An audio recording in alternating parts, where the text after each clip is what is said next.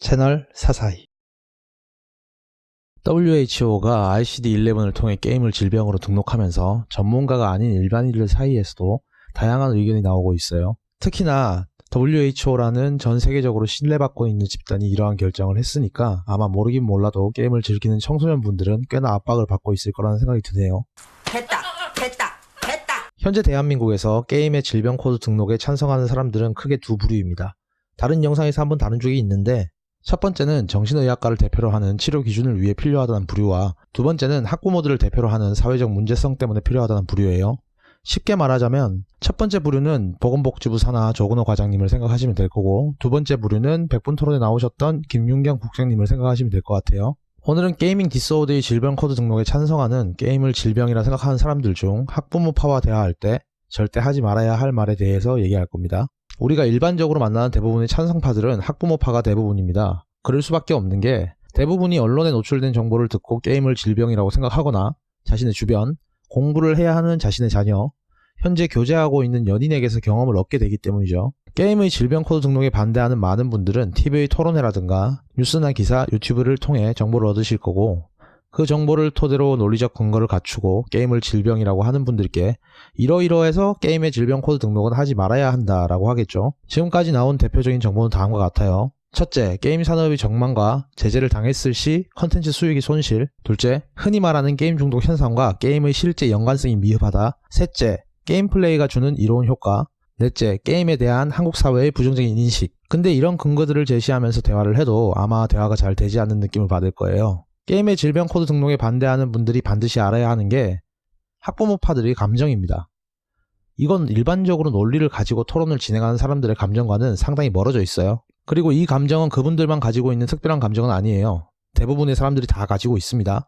다만 그 감정이 드러나는 상황이 다를 뿐이죠. 지금 학부모파의 눈에 보이는 현상은 오직 나의 아들, 딸들이 망쳐지고 있다라는 것 뿐입니다. 또는 내가 사랑하는 사람이 망쳐지고 있다 정도로 볼 수 있겠네요. 이게 끝입니다.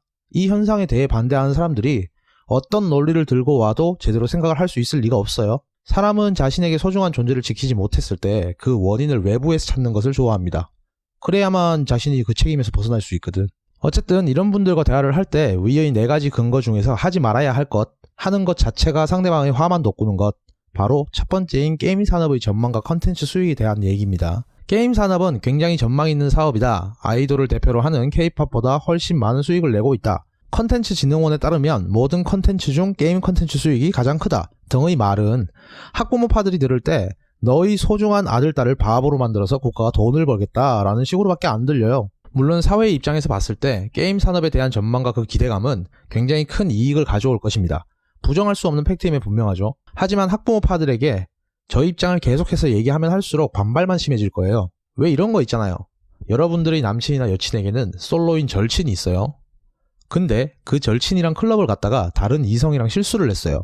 한 번도 그런 적이 없던 사람이 말이죠.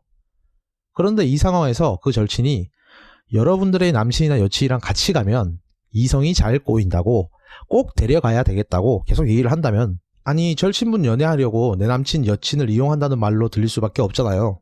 그 절친에 대한 감정이 좋아질 수가 없겠죠. 학부모파의 입장도 마찬가지예요. 지금은 게임 산업보다 나의 아들, 딸이 소중해요 정도의 감정이겠지만은 계속해서 저 게임 산업에 관한 얘기를 들먹인다면은 내 새끼 팔아서 돈 벌겠다는 거 아니야? 라는 생각으로 바뀔 수 있다는 거예요.